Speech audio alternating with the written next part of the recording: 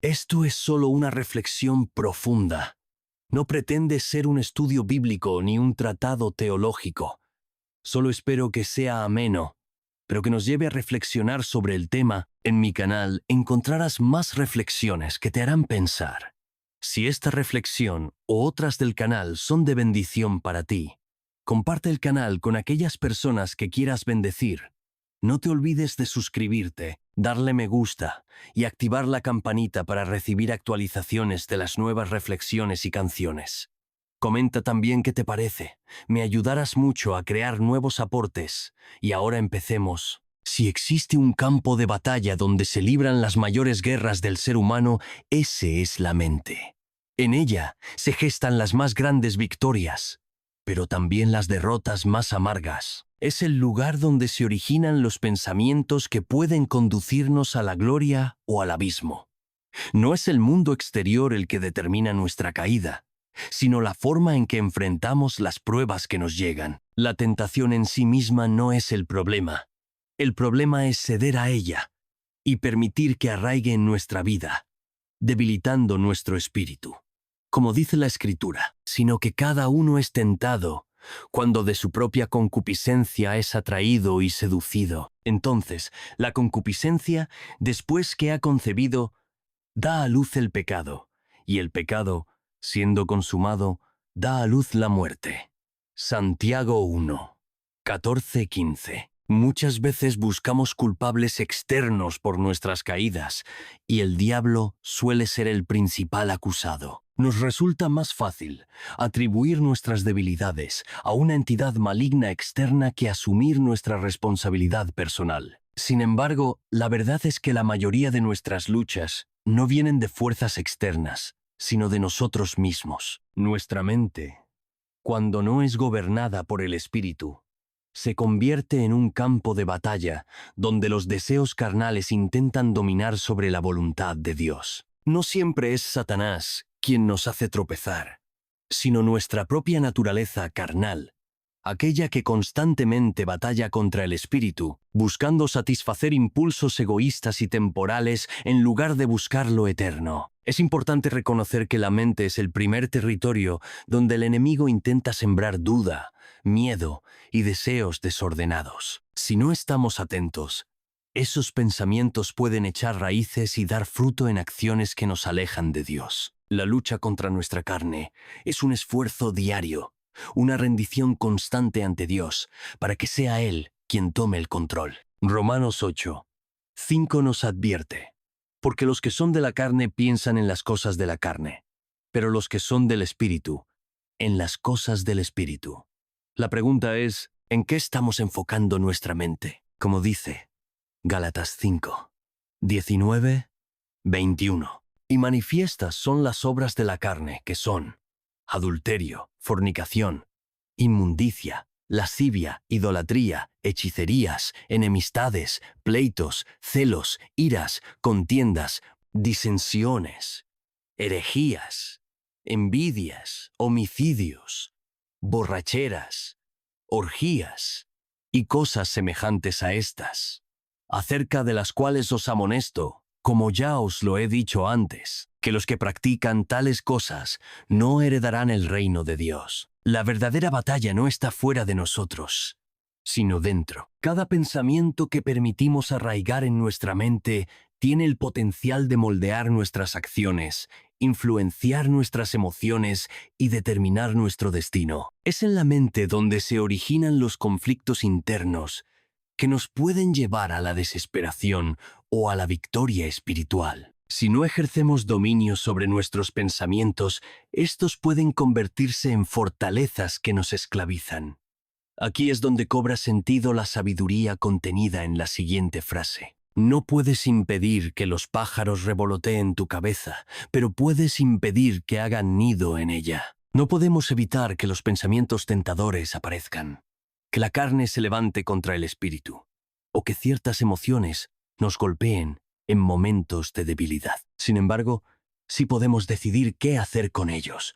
Podemos elegir alimentarlos o resistirlos. Podemos dejarnos arrastrar por ellos o luchar con la ayuda de Dios. La decisión de cómo responder a estas tentaciones y pensamientos es nuestra. Si permitimos que estos pensamientos aniden en nuestra mente y crezcan, tarde o temprano influirán en nuestro comportamiento. Pero si nos aferramos a la palabra de Dios y buscamos su dirección, podremos vencerlos y evitar que nos dominen. Como dice 2 Timoteo 1:7.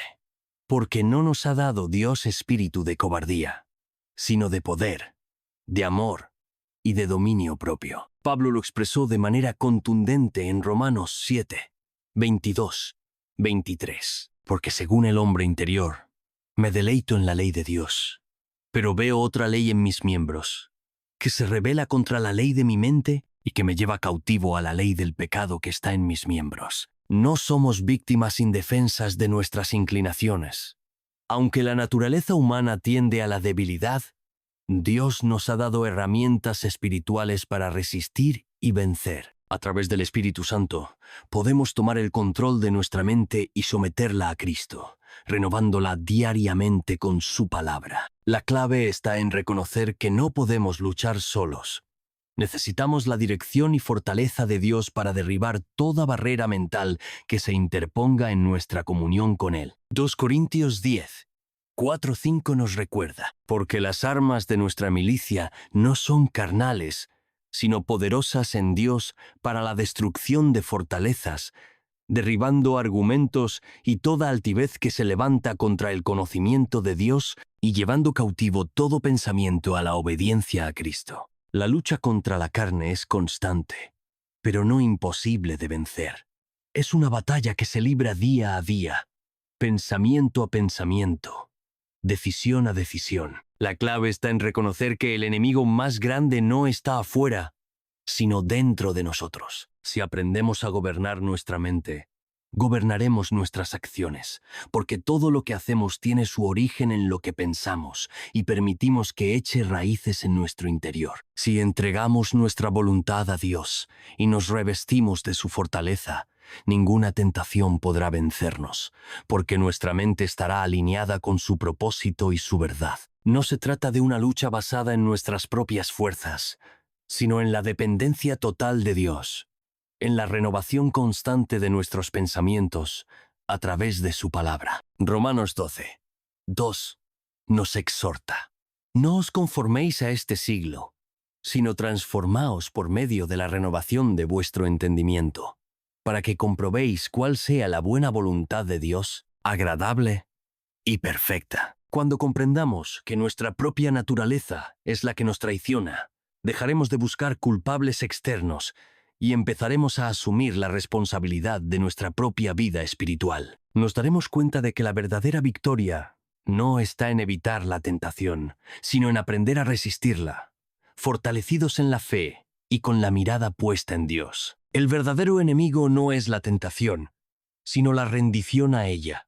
No es el simple hecho de ser tentados lo que nos condena, sino la decisión de sucumbir y permitir que el deseo domine nuestra voluntad. De igual manera, el verdadero enemigo no es el diablo, sino la mente que se deja llevar por sus propios deseos sin resistencia, sin discernimiento, sin una verdadera búsqueda de Dios. Nuestra lucha no es contra fuerzas externas solamente, sino contra la inclinación interna de nuestro propio corazón a lo malo. Pero el verdadero poder está en Dios, quien nos ha dado la capacidad de vencer todas estas cosas cuando nos sometemos a su voluntad y dejamos que su espíritu transforme nuestra manera de pensar. Como dice Filipenses 4:8. Por lo demás, hermanos, todo lo que es verdadero, todo lo honesto, todo lo justo, todo lo puro, todo lo amable, todo lo que es de buen nombre, si hay virtud alguna, si algo digno de alabanza,